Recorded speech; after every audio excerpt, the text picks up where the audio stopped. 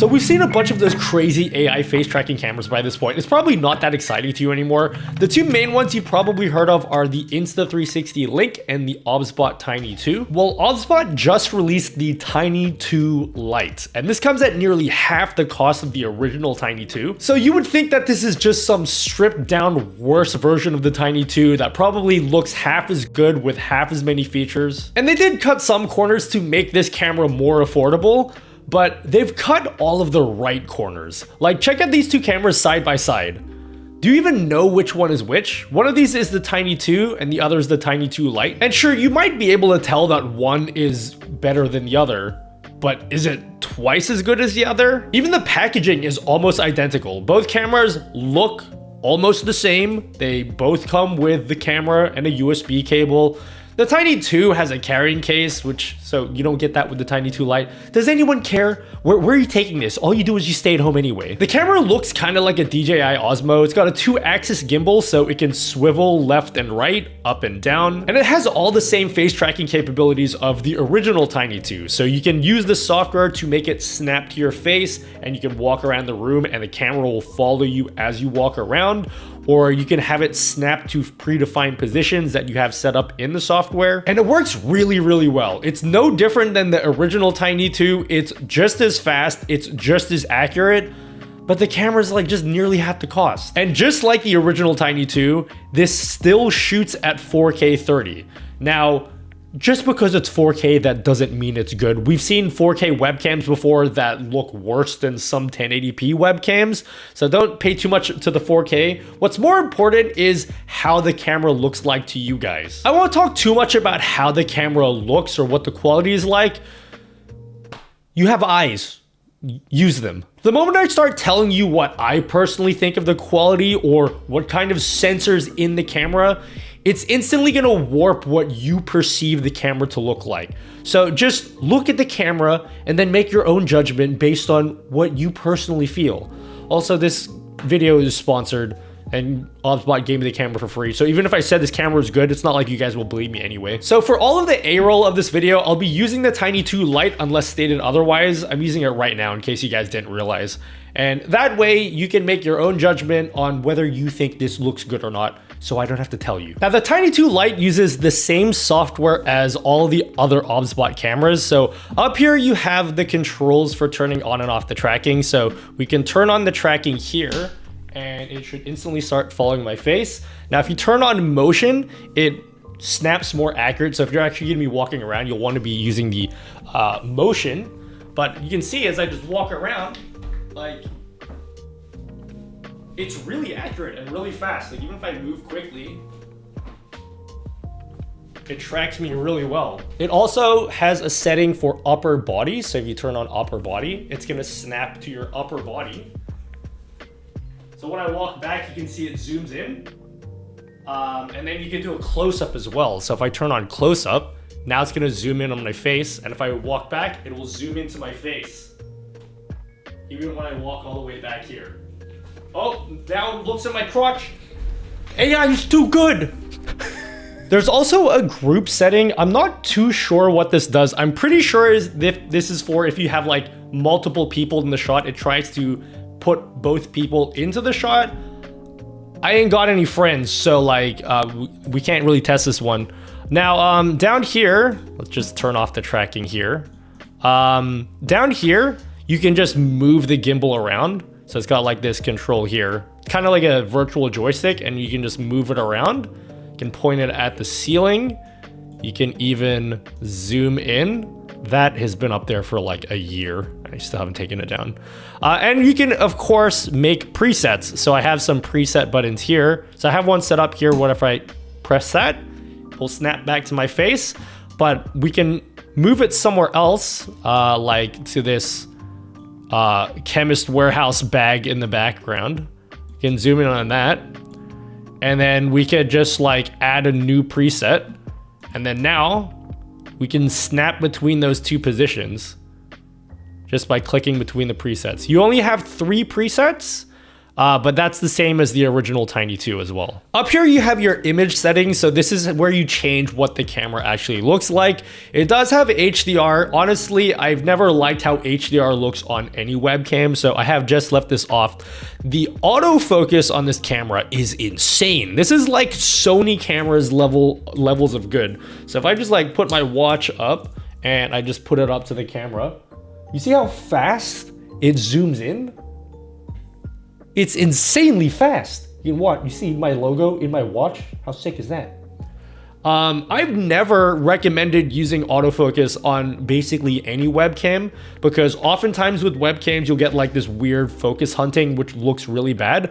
I have never had to deal with any sort of focus hunting on this webcam. I've just left it on autofocus and it like lasers in on my face. It's never gone out of focus. So autofocus on this is S tier. I love this. You can also manually control your exposure and white balance. Can I just say, I love the trend of modern webcams that give you manual control over your exposure, because we had to deal with like 10 years of Logitech cameras where every time you plug it in, it just looks different every time.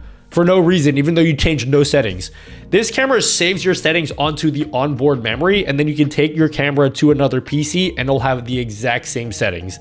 Here, I've set my exposure to manual, and I've set my shutter speed to 1/60th of a second, which is twice my frame rate, 180-degree shutter roll. Typically for webcams, I like to set my shutter speed to equal my frame rate so I get more light onto the sensor. But since this is a face tracking camera, you'll probably be moving it around a lot. I set it to double my frame rate. And then ISO, I just set this to whatever looks good. Unfortunately, you could only set your ISO in increments of 100, so you don't have a lot of granular control here. I just set mine to 1000. I think that looks pretty good. And then we have a white balance. Now, I've set this to manual as well, because when you turn auto white balance on, this tends to make me look really green. Kind of like I look like an alien, and I don't like that. And unfortunately, this camera does not have manual tint control. Now, if it did have tint control, I can get rid of that green tinge, but unfortunately this doesn't have that. Cameras like the Elgato Facecam Pro do have tint control. That camera tends to make me look a little bit purple, but the good thing about that camera is we could fix that because it has tint control. So if we just add tint control here, we could fix that green tinge. But you can of course set a manual color temperature. So I just set mine to 4900 Kelvin.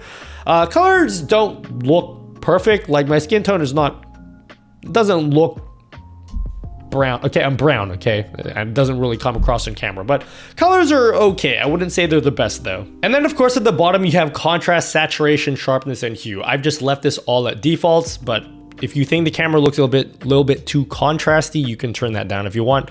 But honestly, I just leave mine at default. The Tiny 2 Lite has the same gesture controls of the Tiny 2 as well. So if I was to hold up my hand like this, the camera will flash, and then now it activates the tracking. So now it's gonna start tracking me, and then I can hold up my hand again. And then now the camera stops tracking, so I can move around, doesn't track me anymore. I can also hold up an L, and then it will like zoom in like that. Or I could hold up gang signs. Like, you know, like the LeBron meme, I can do like that. And then I can like push in, and that zooms out. Or if I like pull out, get your head out of the gutter, guys. I can zoom in like that as well. Honestly, I tend to turn off the gesture controls because I don't know what it is. I must be like part Italian or something, because I like using a lot of hand gestures when I speak. And every time I like put my hands up like this, it accidentally activates the human tracking. So I, at the very least, like to turn off this one here. Thankfully, there's a better way of controlling the cameras, because you don't want to have to come into the software here and use your mouse to control the camera. But if you have a Stream Deck, they have an OBSBOT plugin for the Stream Deck. So if you go in the Elgato marketplace and just search for OBSBOT, you can install their plugin, and your Stream Deck software will just find that you have an OBSBOT camera plugged in. Now, unfortunately, it only detects the Tiny 2 right now. Now, I have the Tiny 2 Lite, and it finds the Tiny 2 Lite just fine, but under the properties, there's nothing you can actually control. So I'm gonna chalk this up to being just a software update. So they probably need to update the plugin. Apparently they updated the plugin like 15 days ago or something, but it just hasn't gone through approval on the Elgato marketplace. So hopefully that comes through soon, but you should be able to control the Tiny 2 Lite using your Stream Deck. And if it works just the same as the original Tiny 2, you'll be able to pan your camera left and right from your Stream Deck. You can turn on and off the tracking. You can make it snap to your 3 predefined positions, all without having to go into the software. It's just right at your fingertips. This has been so far my favorite way to control these OBSBOT cameras, but yeah, we just have to wait until we get an update from OBSBOT on the marketplace. And then finally, I have to cover the beauty controls. Now, nobody in their right mind should ever use this, but I just had to show you this. So there's a whole section for like changing how your lips look, the size of your head, the size of your limbs, the size of your body, your arms and everything. And it's kind of crazy what you can do here. The kinds of features you have here seem crazy in the West, but these kind of beauty options are kind of a big deal in Asian markets, particularly in countries like Korea, where they expect these types of beauty features in every one of their camera apps. And OBSBOT is a Chinese company, which is why you see these beauty options here. I would never use these features, but if you want to do a little bit of looks maxing, there you go. So you're probably wondering, how is the Tiny 2 Lite any different than the original Tiny 2? Because they both do face tracking and they both seem the same in that regard. They're both still 4K cameras. And even looking at these cameras side by side, they don't even look that different. Now, I will tell you that one of these cameras has a slightly bigger sensor than the other camera. So the Tiny 2 has a 1/1.5 inch sensor, and then the Tiny 2 Lite has a 1/2 inch sensor. And the colors are also slightly different. The Tiny 2 Lite has slightly more accurate colors and a little bit of a cleaner image. And before you ask, wait, you didn't even write which camera is which on the screen. Well, I did that on purpose because if you can't even tell which camera is which just looking at the images, it probably doesn't matter that much to you, considering that one of these cameras is almost half the price of the other one. But if you're curious, here you go. So I don't know if that surprised you guys at all. If it did, you can just let me know in the comments down below. But apart from that, the original Tiny 2 had some other features. It had headless tracking and feet tracking, so it can track the lower half of your body if you wanted to. Honestly, I don't think that's a feature that most people are gonna miss unless you make OnlyFans content. It also has another feature called zone tracking. So zone tracking allows you to set a zone that whenever you're sitting within that zone, the camera will be locked in position, but then it will automatically detect whenever you walk out of that zone, and then it will start the tracking without you having to do anything. So that was kind of a cool feature, but in my experience, I never actually used the zone tracking on the original Tiny 2. So I don't really think people are gonna miss that feature either. There was also a desk mode, which physically points the camera down and then does like some manipulation to make the camera look like it's a top-down shot. I'll be straight up with you, I think that feature is pretty bad. Like, it makes your fingers look really weird. It does not look like a top-down camera at all. Kind of like how Apple does that top-down camera thing. So you missed that feature. Again, don't think you guys are gonna miss that one. And also the whiteboard feature, which was mainly used by people that do like online teaching or like conferencing. But as far as normal everyday streamers and gamers, yeah, again, I don't think that's a feature you guys will miss either. Tiny 2 also had voice controls, so you could turn on and off the tracking just by using your voice.